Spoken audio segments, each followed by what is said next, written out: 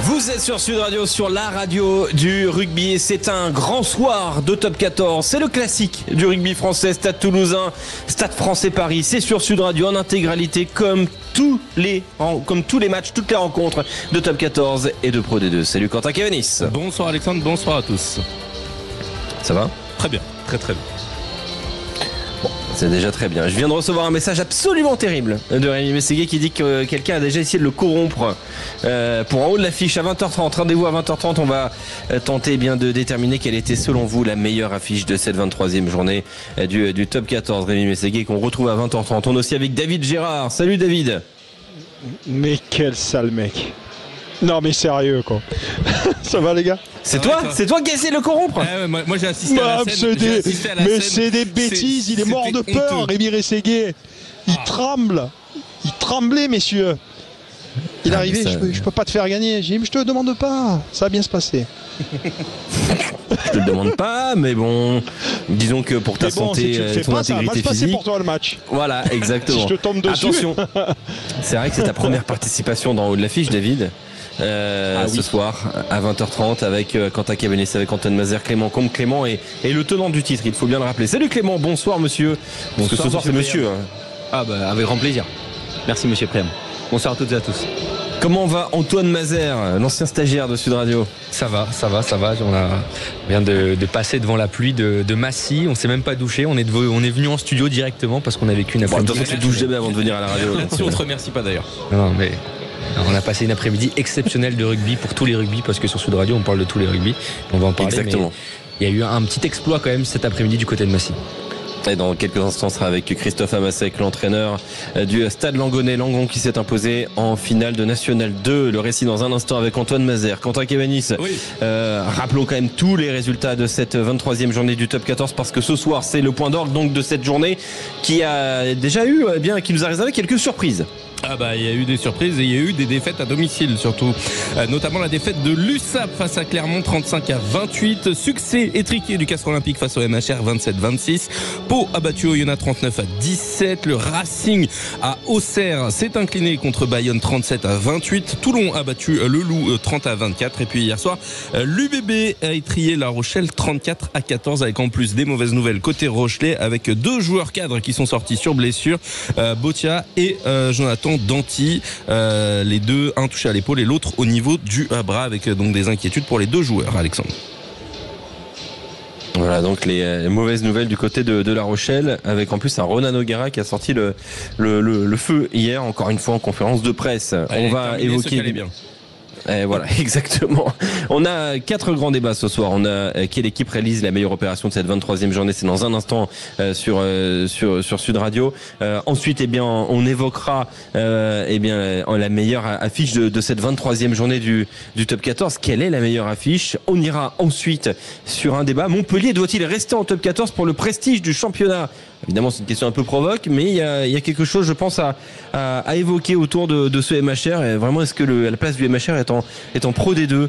Et puis enfin, Toulouse, Paris, enfin un classique au sommet. On en parlera tout à l'heure avec nos supporters, avec Grégoire, avec Thibaut, pour revenir sur cette actualité et ce grand classique ce soir du rugby français. Mais avant toute chose, Antoine Mazer, tu étais à Massy, Sud Radio était à Massy, parce qu'il y avait un grand événement. Il y avait une finale d'un championnat qui est encore amateur semi-professionnel, la National 2, et il y a désormais un champion, c'est le Stade Langonais. Ouais, c'était la première finale de National 2, il faut le rappeler, et il y avait une finale, c'était pas forcément la finale qu'on attendait en début de saison, parce que cette équipe du Stade Langonais, entraînée par Christophe Amasek, elle montait juste, elle était championne de Fédéral 1, peut-être l'un des plus petits budgets de la division également, mais c'est un club avec une identité, avec un terroir, avec des entraîneurs passionnés et surtout des entraîneurs de qualité, des joueurs de qualité, défiés. Par contre, là, une équipe auquel on attendait, c'était Marc en Barreuil, du côté du nord de la France, qui avait, on peut dire, un petit peu surdominé la première partie de saison, même la deuxième partie de saison de ce championnat de National 2. Et en éliminant Rennes en demi-finale, Langon se donnait le droit d'y croire, le droit de rêver. Et ils ont fait un match, une partie. On a eu la chance, on peut le dire, Alexandre, que Christophe Amasek nous ouvre pour Sud Radio l'intimité du vestiaire. Raconte-nous comment ça s'est passé. T'arrives à la Doumègue, le stade mythique du RCME. Voilà, c'était à Massy. Exactement, c'était le stade de Massy. C'était justement un lieu important parce que Marc-en-Barœul avait joué sa demi-finale là et on se disait il y allait avoir énormément de supporters de Marc-en-Barœul parce qu'il y a 600 km entre Langon et Massy. Mais non, il y avait quasiment 50, il y avait presque 1500 supporters de Langon qui étaient là cet après-midi. On les entendait, ils ont fait énormément de bruit. Et puis Christophe Amasek, Romain Cabane qui est également l'entraîneur adjoint de cette équipe de Langon, et ils ont préparé leur match, ils nous ont fait venir, ils m'ont fait venir dans le vestiaire. Les avants, les trois quarts étaient séparés. Ça sentait cette petite odeur un petit peu de baume du tigre. On sentait beaucoup de décontraction, alors que du côté un petit peu de Marc-en-Barœul, un petit peu plus de pression parce qu'ils étaient favoris de cette rencontre. Et tout au long de cette préparation, on a pu voir la répétition. Il y a des joueurs de très grande qualité. On pense à Maxime Gau, notamment dans cette équipe de Langon, qui a joué au Stade Français Paris, notamment. Pas mal de joueurs qui sont passés par la Nationale 1 avec l'Union Cognac Saint-Jean d'Angély. On pense à Vinicia, le numéro 15. Et un temps magnifique, un temps exceptionnel on a eu le droit du côté de Massy sur la première mi-temps, avec énormément de jeu, énormément d'intention de jeu. Et Christophe l'a dit à la mi-temps, on va écouter d'ailleurs la causerie, mais il y allait avoir un orage qui allait venir sur cette deuxième mi-temps, qui allait totalement tout changer. Vous vous rendez compte, on est autant, dans la tribune on est autant qu'eux, on a 600 membres. Pour tous ces gens qui sont encore venus, pour les 600 personnes qui nous soutiennent, on ne peut pas lâcher. Il reste 40 minutes, on n'a pas le droit de lâcher. Ok, j'en veux pas un qui lâche, même si c'est juste. Pensez à tous les copains qui jouent pas, pensez à tous ces gens-là. Ok, pensez à vos familles, à vos amis. On n'abdique pas, jamais, jamais. On lève la tête, on est plus fort qu'eux. C'est ça qui va nous faire gagner, les gars, d'accord? C'est ça.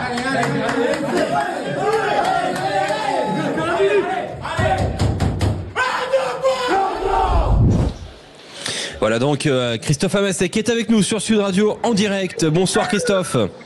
Bonsoir.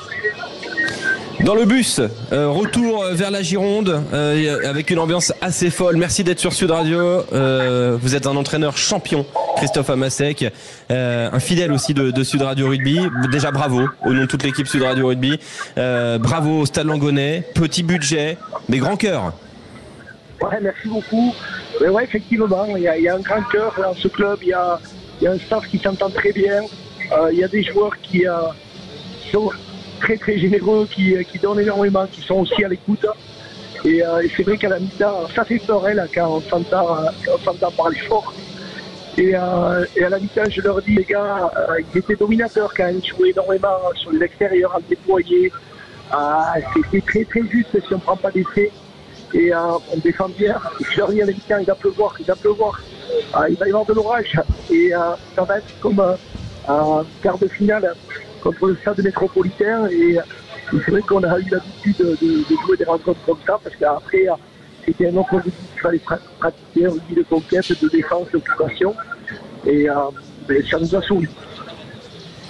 Avec un scénario, Antoine Mazère, assez rocambolesque, une finale très émouvante en plus. Ouais, parce que Langon marque tout de suite, fait un début de match canon, marque ce premier essai. Il y a un essai d'abord refusé, puis ça marque tout de suite. Puis Marc-en-Barœul finalement va dominer, mais cet élan de solidarité en défense a été impressionnant, parce que Langon va quasiment, Marc-en-Barœul va jamais réussir à marquer cet essai, et ils vont mener à la mi-temps 7 à 3 à la mi-temps pour Langon.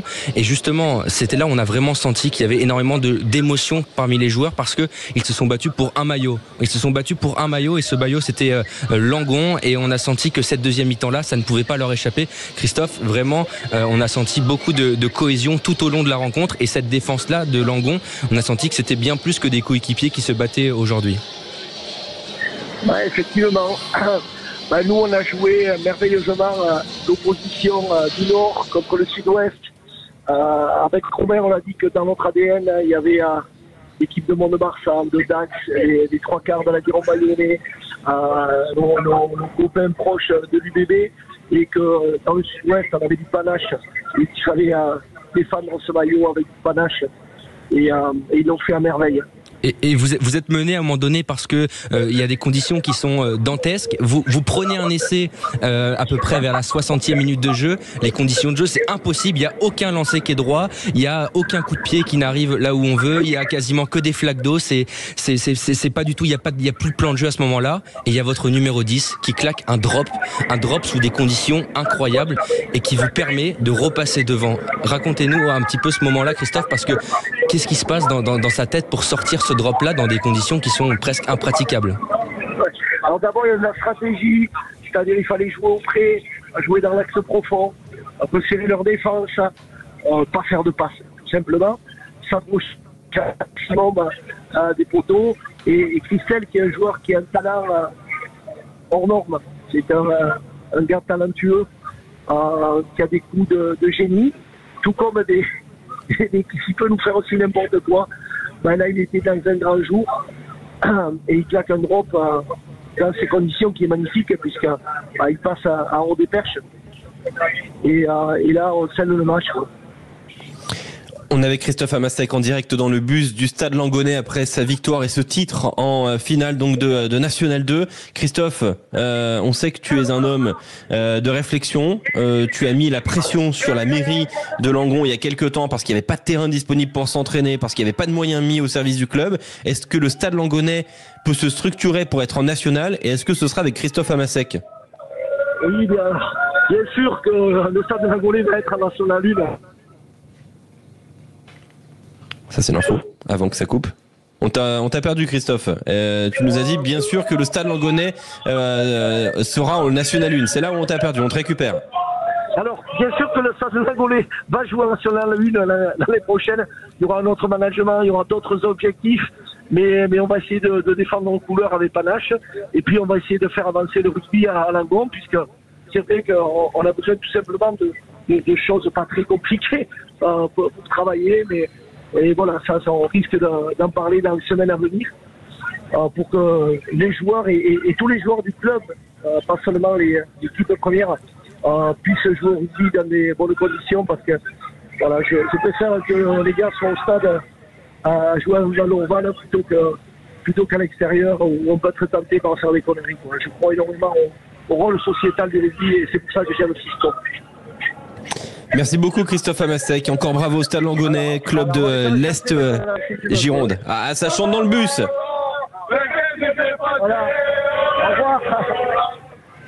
Voilà, c'est ça. Sud Radio Rugby, la radio de tous les rugby.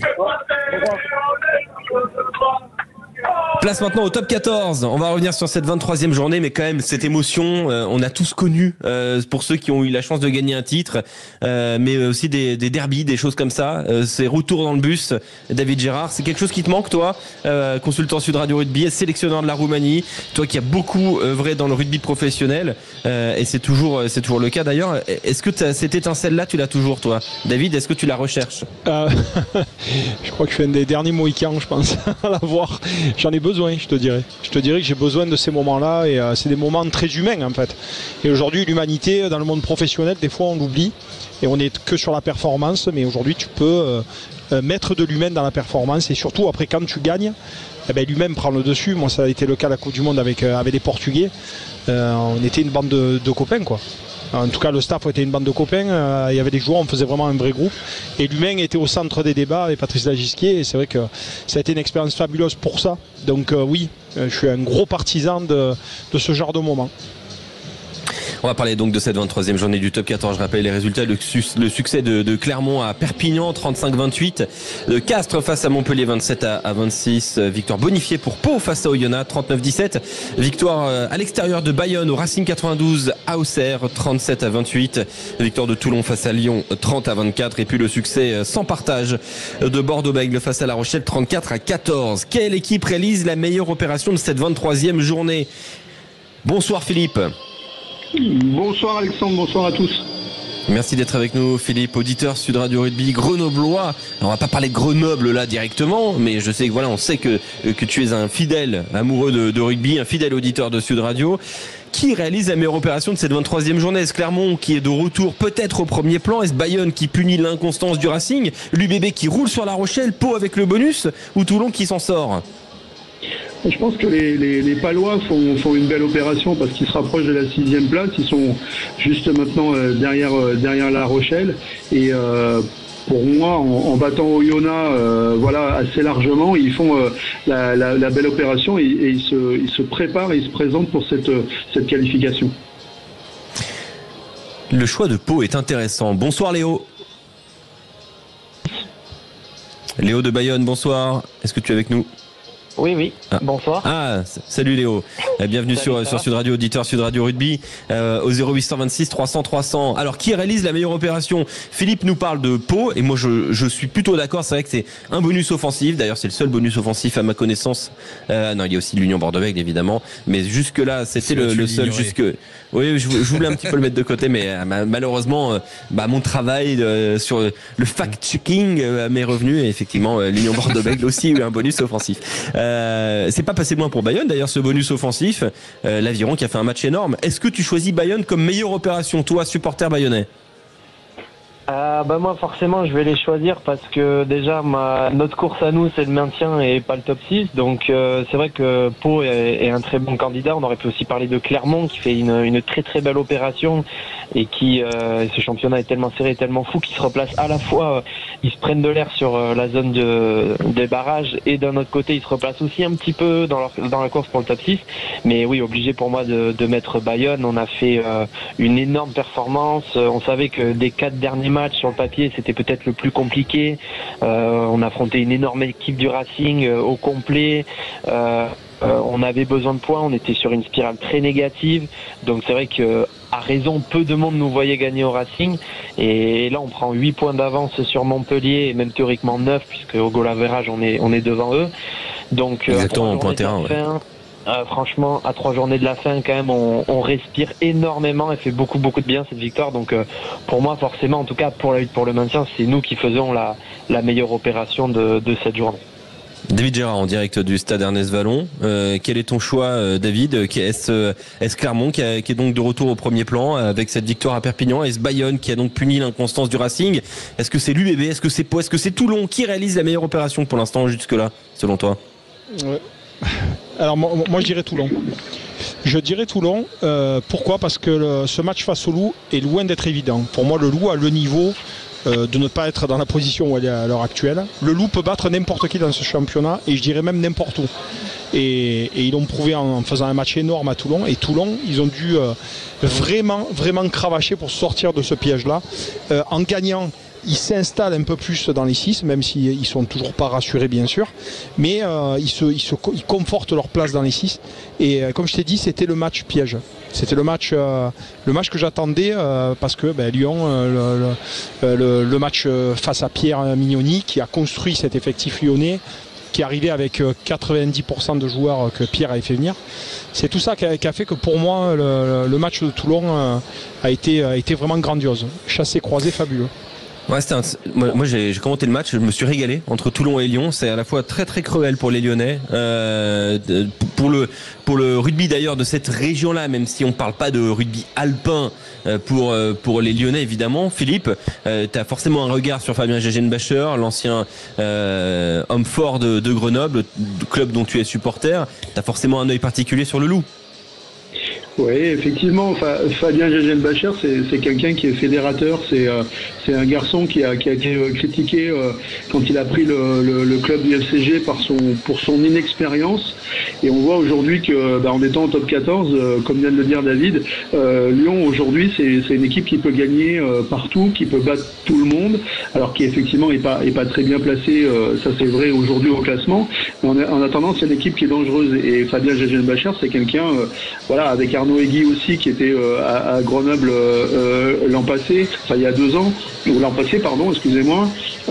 Effectivement, c'est un duo qui arrive à sortir la quintessence d'un groupe, et même si c'est difficile, ils arrivent aujourd'hui à être présents. Donc oui, c'est quelqu'un qui est très important pour le Loup, mais effectivement qui n'est plus alpin aujourd'hui.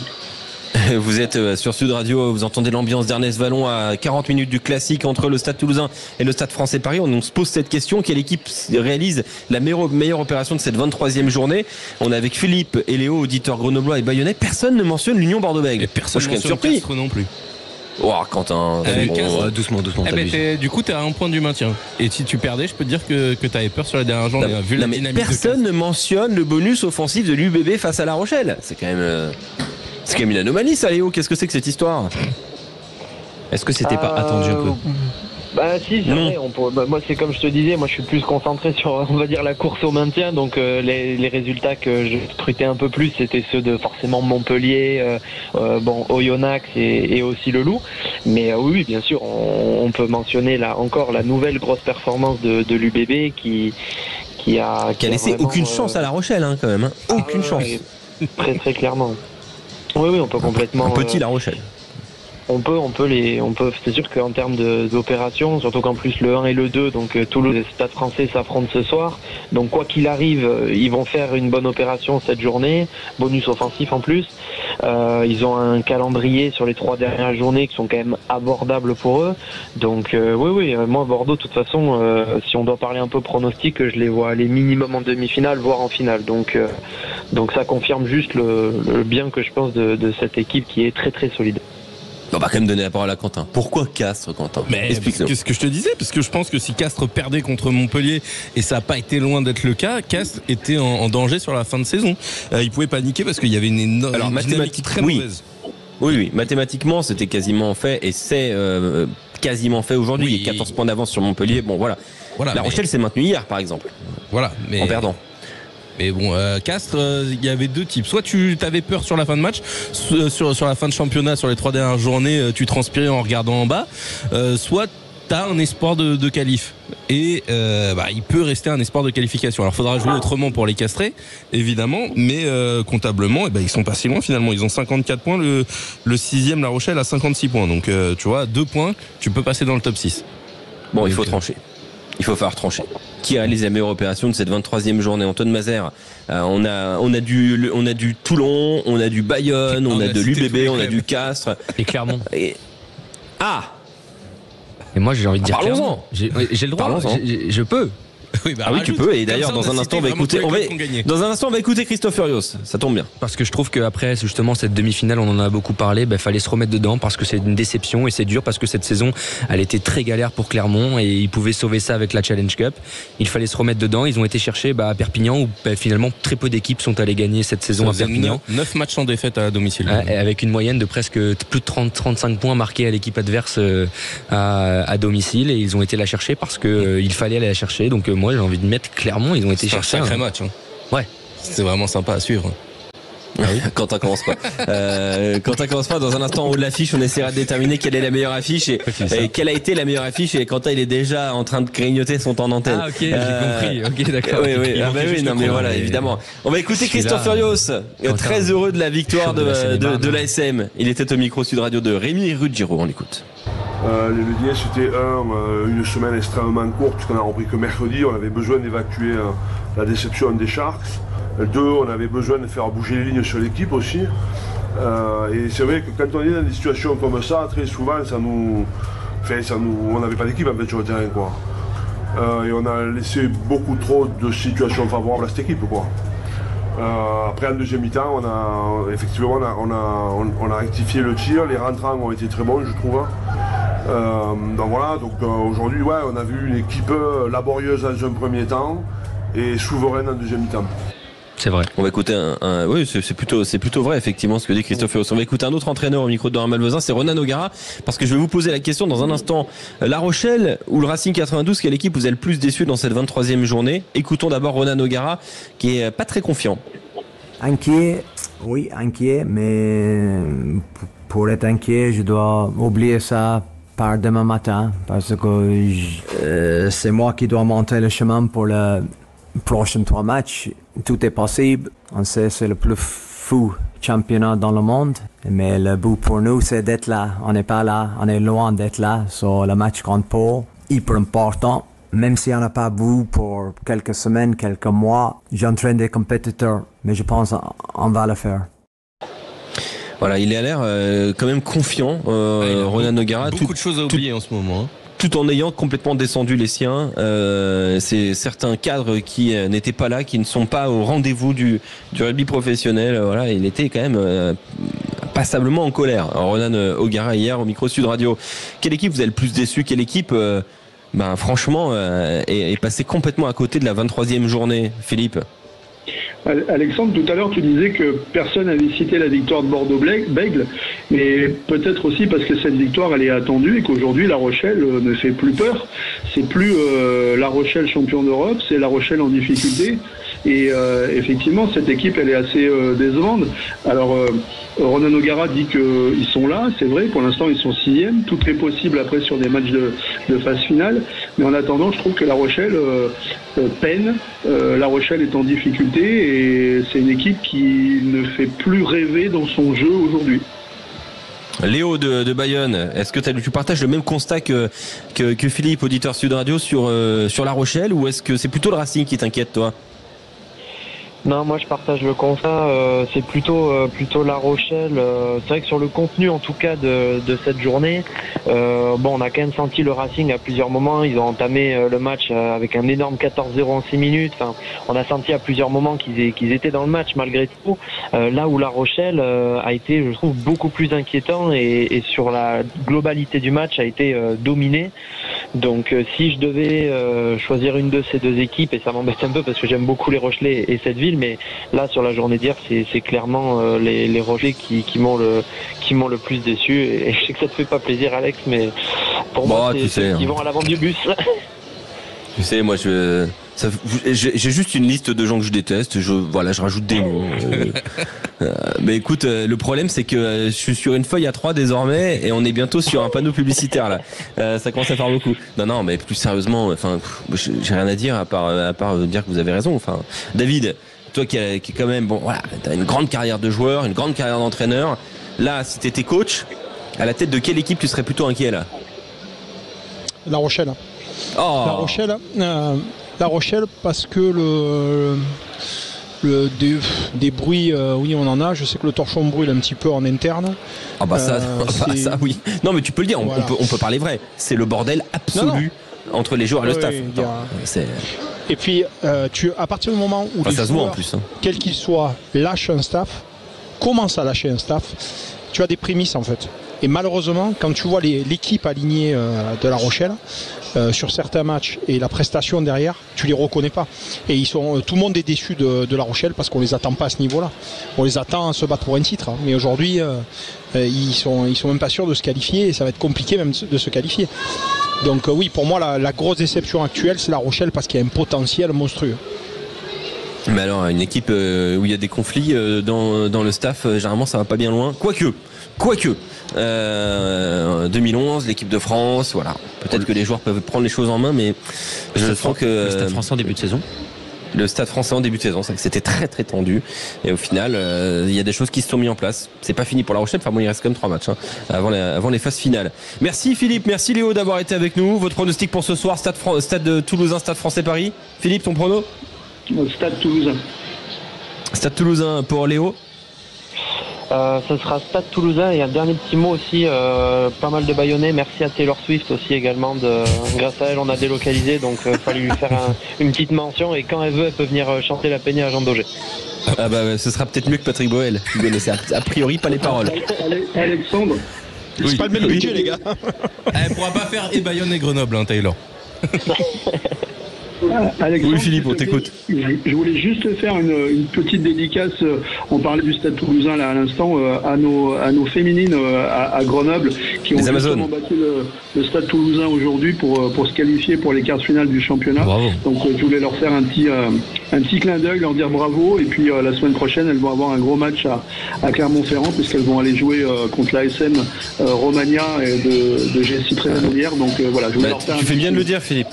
Et tu sais que là, David Gérard, il t'écoute. David Gérard, fondateur du Stade Toulousain Rugby féminin. Oui. Donc, après, je veux pas dire de bêtises. Bon, le stade, ils sont là avec des cousines. Hein. C'est des cousines qu'on jouait cet après-midi. Hein.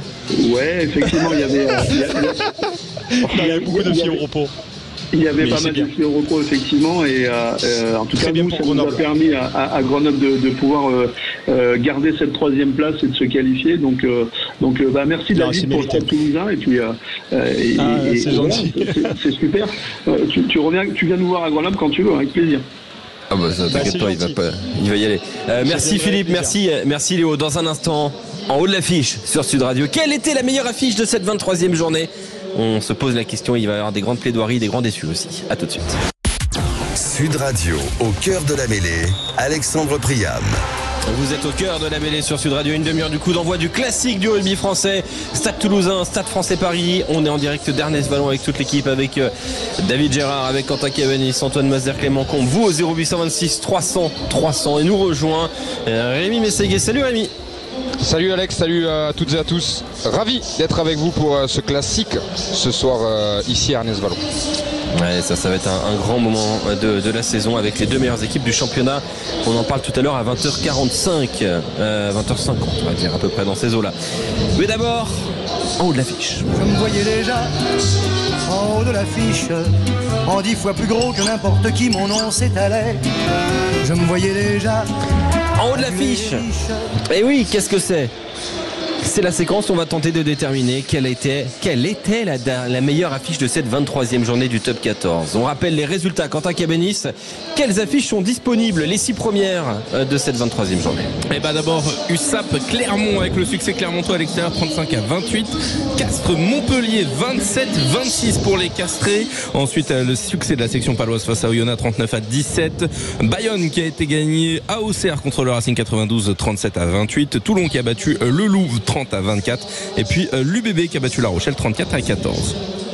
Voilà donc pour les résultats de cette 23e journée. Comment ça se passe? Chacun aura 30 secondes pour défendre son affiche. On va jouer avec des avocats ce soir. Julien Thomas n'est pas là. J'ai l'habitude de lancer Julien moi. J'ai une habitude comme ça. J'ai l'habitude de lancer Julien Thomas. Ça me fait de la peine.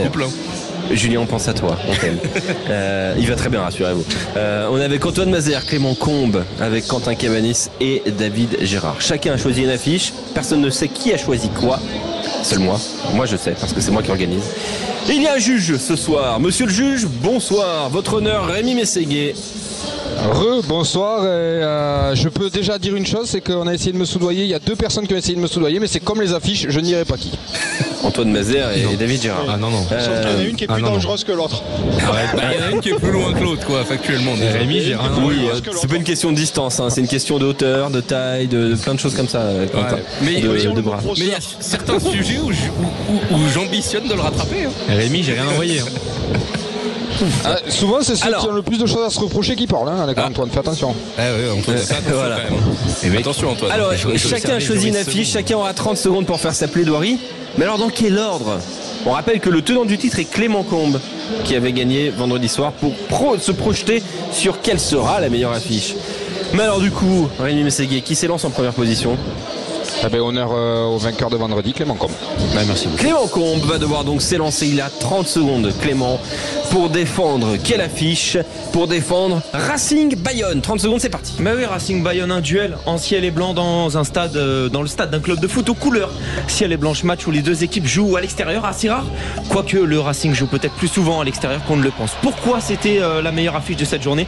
Parce qu'il y a tout eu dans ce match. Il y en a un qui s'est pas posé de questions, c'est Joshua Tuisova. Un essai au bout de 29 secondes de jeu. Un carton rouge de Fabien Sangoni, un carton jaune de Calandré pour les Bayonnais. 8 essais, des casquettes comme des essais du bout du monde. Bayonne reprend l'air pour assurer son maintien. Le Racing 92 loupe l'occasion de se conforter dans les 6. Il y avait de tout hier. Voilà donc. Clément Combe qui a défendu Racing 92 Bayonne. C'est à la fin qu'on payera les musiciens évidemment. À la fin du bal, Rémi Mességuet, c'est à la fin qu'on fera le classement. Il y aura d'abord le 3e, le 2e, puis 1er et 4e, vainqueur et misérable. Dans le même temps, on donnera même pas le nom du perdant. Il ne le méritera pas. Si, il le mérite parce que la dernière fois, moi j'ai perdu et honnêtement, c'était pas mérité. Donc même si c'était pas mérité, je dirais qu'il est Ok, bon, tu veux du sang, t'es au bon endroit, il n'y a pas de problème. Donc Rémi Mességuet a pris bonne note sur la plaidoirie de Clément Combe, qui est le 2e à s'élancer, Rémi. Quentin Cabanis. Quentin Cabanis qui va donc défendre durant 30 secondes l'affiche Perpignan-Clermont.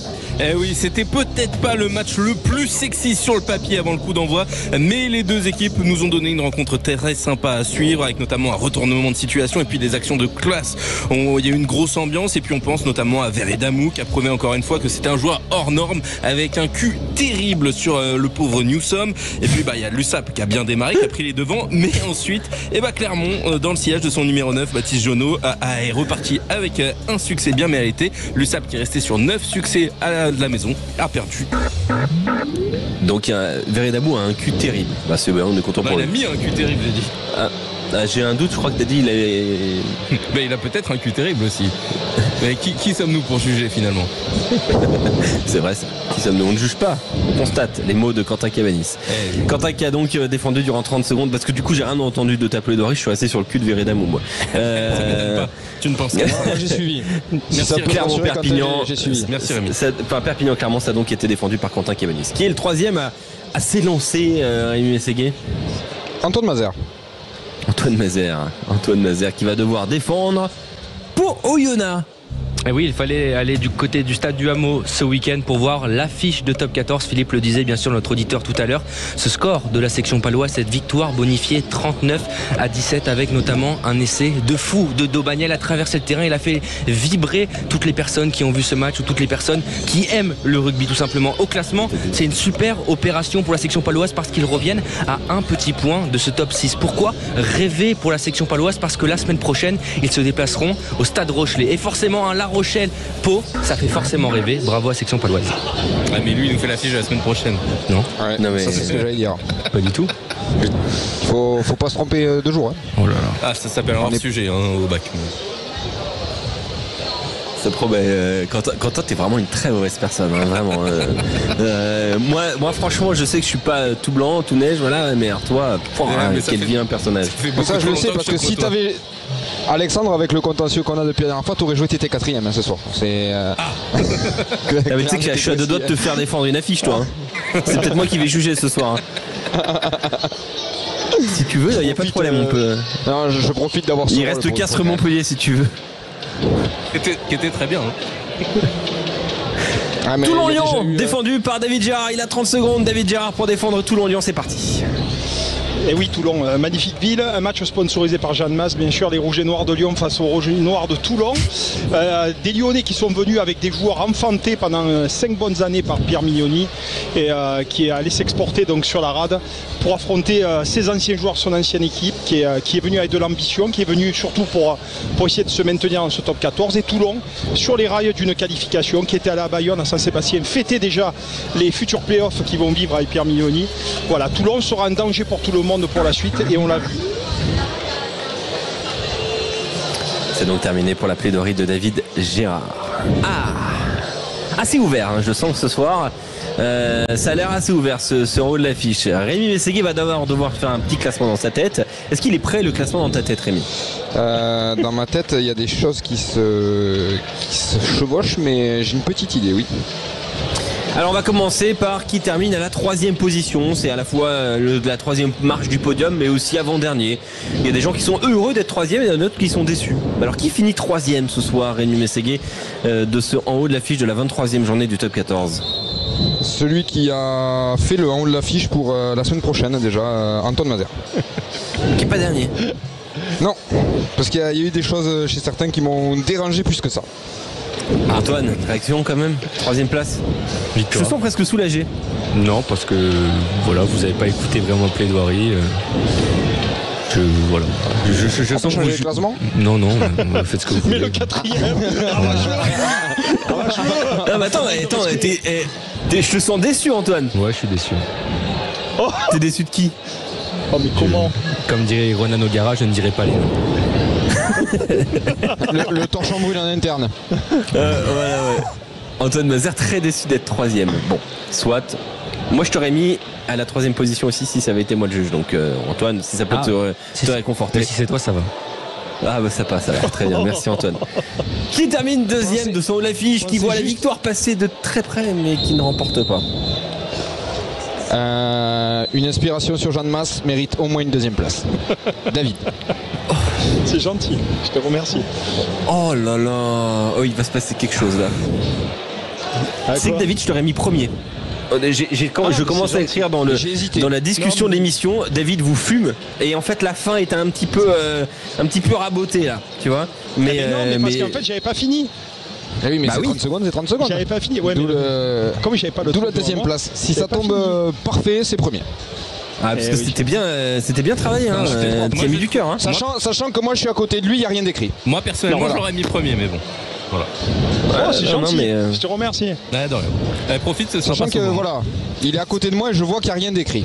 Non, mais j'allais dire que Toulon, avec serein, a gagné sans être serein. Ah, mais là, ça aurait été. Ça aurait été. Oh là, t'étais premier tous les jours, mais voilà. J'avais pas fini. Là, c'était premier. C'était premier et les trois autres quatrième. Eh oui. C'était. Bon. Rémi, c'est maintenant.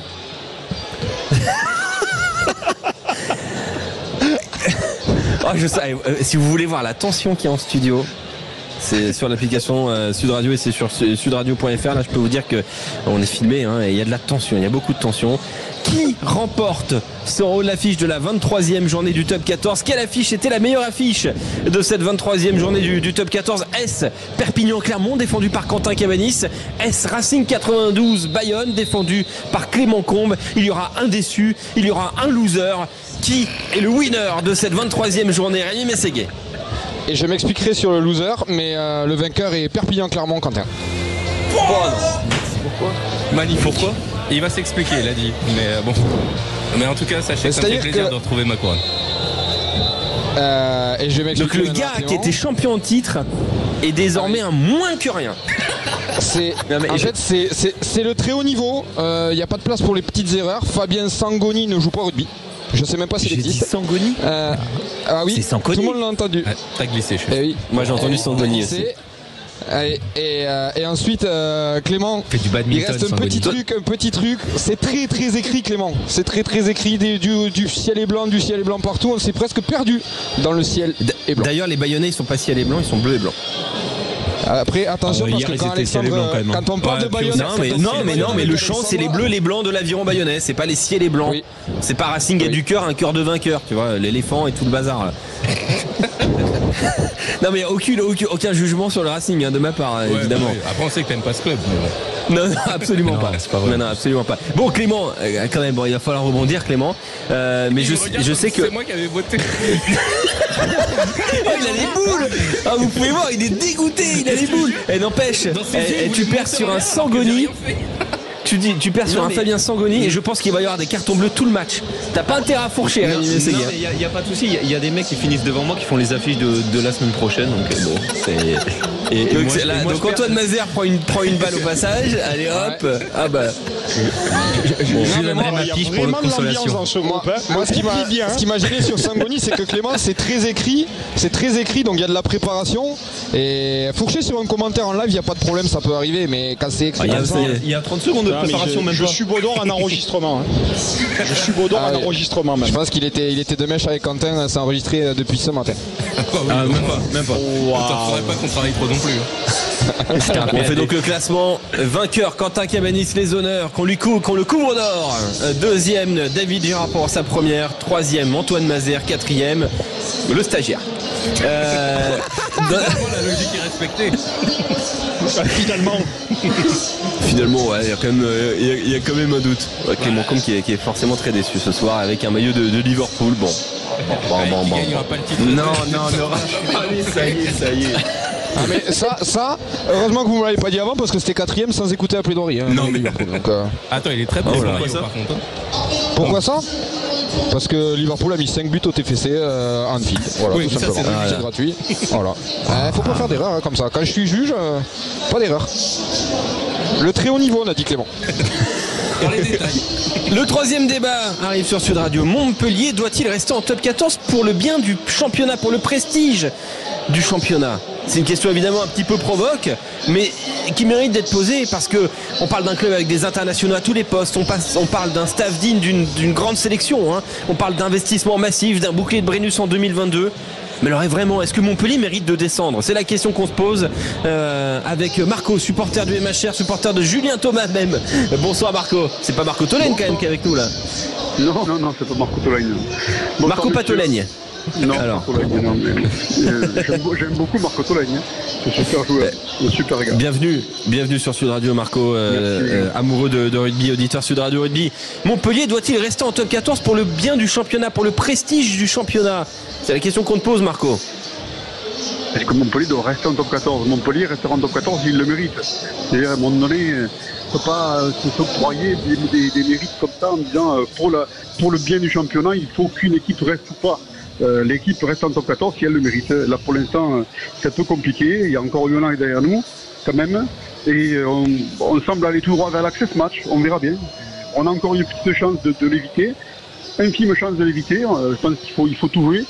Et que après, si c'est l'access match qui nous est promis, il faudra le préparer comme une vraie finale et montrer ce dont on est capable pour se sauver, quoi, pour sauver notre peau.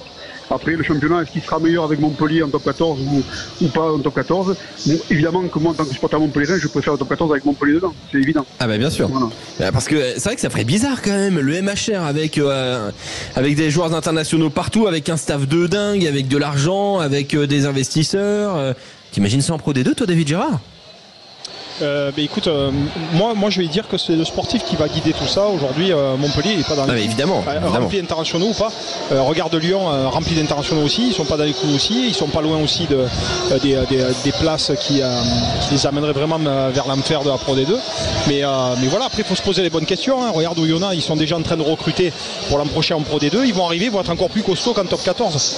Il va y avoir aussi des internationaux en face. Donc oui, aujourd'hui pour moi c'est le sportif qui guide. Hein. Que ce soit Montpellier ou pas, même s'ils ont été champions il y a 2 ans, aujourd'hui ils ne méritent pas pour l'instant en tout cas de se sauver. Est-ce que Montpellier est l'image d'un accident perpétuel durant cette saison? D'ailleurs, un accident perpétuel, c'est un petit peu un pléonasme, un oxymore pour le coup, puisque un accident, c'est pas censé se reproduire comme ça à volo pendant tout le match, mais pendant toute la saison, toute l'année. Mais quand même, Rémi Mességuier, quand on regarde l'UBB, a des internationaux, ça fonctionne très bien. Montpellier a plein d'internationaux, un super staff, ça fonctionne beaucoup moins bien.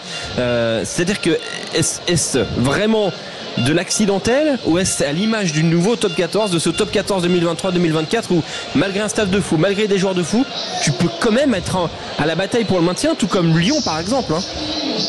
Déjà, ce qu'il faut rappeler, c'est que ce top 14 il est différent parce qu'il y a eu une Coupe du Monde en début de saison. Donc les internationaux déjà ils ont pu subir un donc c'est une année spéciale. C'est une année spéciale. Après, moi il y a quelque chose qui m'a marqué hier. Donc on était à Castres pour Castres-Montpellier. On va pas se mentir, Montpellier s'il gagne cette rencontre, il y a pas non plus, c'est pas non plus un vol. Mais moi ce qui m'a choqué, c'est les discours après le match en conférence de presse. On a eu un Patrice Colazo qui est venu et pour lui le mot barrage était complètement tabou. Il n'y avait pas question de barrage, il disait c'est encore possible qu'on soit qualifié, qu'on soit directement maintenu, etc.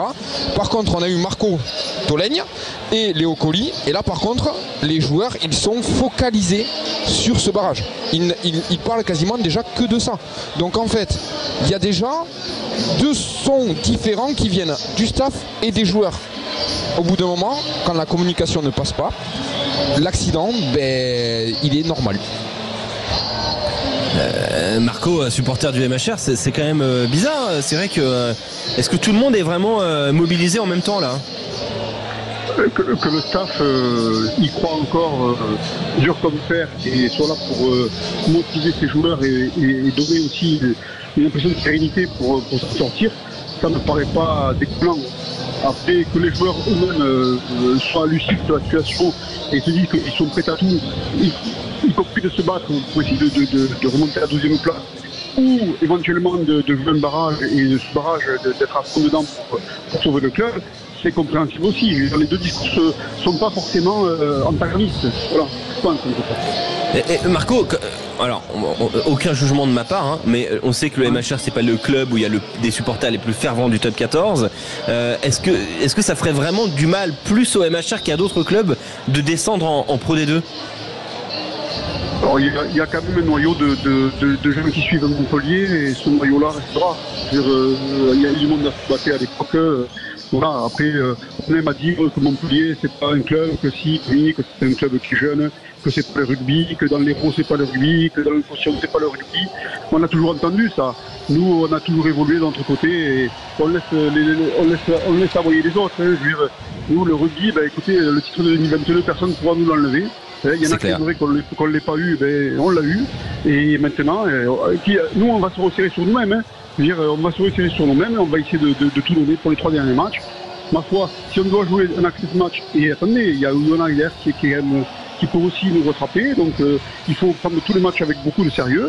Et puis, quitte à vraiment préparer cet access match comme il faut, et c'est un match de la mort, ce match de la mort, il faudra le remporter. Il n'y aura pas le choix. C'est comme ça. Voilà. Après, je pense qu'on a des forces quand même. On a un pack conquérant. Je pense que ça, c'est important. Ce qui nous manque en ce moment, c'est un peu de lucidité, peut-être à la main. Peut-être qu'effectivement, je vois encore le match de casse ce week-end. On a un drop à taper pour gagner. Ce drop, on va le taper sur le mauvais pied du petit colis, alors que 30 secondes d'avant, on est face au poteau. Il y a on sent qu'on manque un peu de confiance et que ce manque de confiance nous fait un petit peu déjouer, j'ai l'impression. Voilà. Et ouais. alors que les occasions, on les a, parce que effectivement, comme vous disiez tout à l'heure, si on gagne à casse, il n'y a pas de scandale, quoi. Il n'y a pas de scandale, hein. Sur le match qu'on a fait.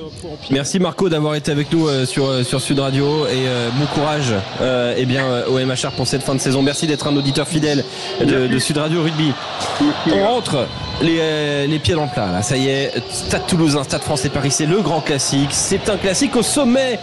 Avons-nous aujourd'hui un avant-goût d'une potentielle finale du top 14? Pour en parler, on est avec Grégoire, supporter toulousain et gagnant d'ailleurs des places Sud Radio la semaine dernière. Salut Grégoire. Salut. Bienvenue sur Sud Radio, t'es Ernest Vallon. Et puis on est aussi avec Thibaut de Paris, qui n'est pas Ernest Vallon mais qui est supporter parisien. Salut Thibaut. Salut la team Sud Radio, salut Alexandre. J'espère que vous allez bien. Est-ce qu'on a avant-nous un avant-goût d'une potentielle finale du top 14? Est-ce que c'est un match classique d'une saison où on a la sensation que si c'est ça au Vélodrome fin juin, on ne sera pas surpris? Comment on voit ce match, Grégoire? Oui, c'est déjà tout d'abord merci à Sud Radio pour ces superbes places.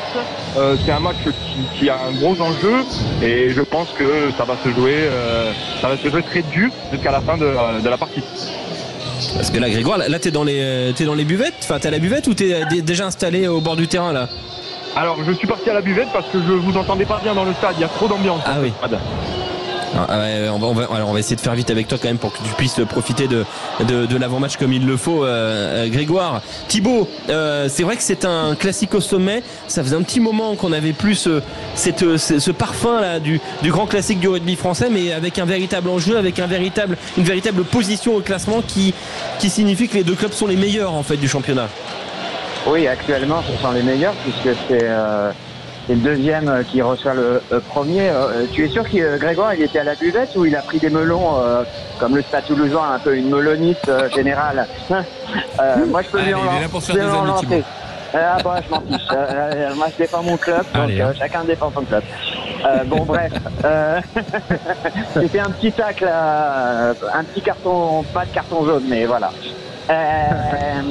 Mais je suis content aussi de parler à David Gérard, qui a fait un super parcours avec le Portugal et je crois qu'il a joué au Stade Français aussi, d'après mes souvenirs. Non, j'ai joué au Racing. Il a pas joué au Stade Français. J'ai joué au Racing. Et au Stade Toulousain. Non. Il a joué au Stade Toulousain, ça je le sais, mais il a pas joué au... Deux clubs que t'apprécies pas trop quand même, Thibaut. Non, attention. J'étais capitaine du Racing. Bon, peu importe. C'est pareil. Il y a eu la fusion ou pas de toute façon? Non, on va pas parler de ces conneries là. À 10 bornes près, 10 km près, ça passe. Tu l'aimais bien. Bon bref, pour ta question originelle, Alexandre, moi je suis un peu dubitatif sur la compo qu'a sorti Gazal et Labitte. Je pense t'inquiète, du côté de Toulouse c'est aussi remanié, bien évidemment. Hein. Ouais, mais ils ont 3 équipes et demie. Ils ont un banc triple XL, Toulouse. Donc je pense que plutôt le staff a misé sur le match de la semaine prochaine. C'est une impasse là du Stade Français là, Thibaut? Moi, vu la première ligne alignée du Stade Français face à la première ligne aligné de Toulouse, qui est la première ligne quasiment de l'équipe de France. Moi j'ai un peu peur, hein. Franchement, je te dis honnêtement, j'ai un peu peur malgré que je chambre un peu les Toulousains. Après, si on peut les taper, puisque au niveau des stats depuis ce match, ils gagnent pas contre nous. Donc voilà, ouais. Parce que c'est Toulouse, parce que c'est le club le plus différé en France. Ce soir, c'est les deux clubs les plus différents en France qui se rencontrent. C'est Classico des stades, c'est Capitole contre Capitale, c'est Chocolatine contre Pain au chocolat, c'est la province contre Paris, et voilà quoi. La province contre Paris. Alors là, tu vas avoir des problèmes, Thibaut. Grégoire, il faut défendre ta maison là. Est-ce que le Stade Toulousain affronte une équipe qui fait une impasse là, le Stade Français Paris? Non, je ne pense pas qu'elle fasse une impasse. Après, c'est toujours compliqué de venir jouer chez nous. Donc forcément, ça va être dur. Nous, on joue quand même 2 compétitions. On joue les 2 compétitions, ça va être un peu compliqué. Est-ce qu'on va faire une impasse sur le match? Je ne sais pas, mais je pense que ça va être un match qui va être avec beaucoup d'enjeux du début jusqu'à la fin. Et grâce à notre banc, on va réussir à faire la différence. Le banc pourrait être déterminant. On va détailler évidemment tous les joueurs qui seront présents sur le terrain ce soir. Merci Grégoire. Merci Grégoire et Thibaut, supporters toulousains et supporters parisiens, avant cette rencontre, puisque le grand classique c'est tout de suite sur Sud Radio avec David Gérard et Rémi Mességuet.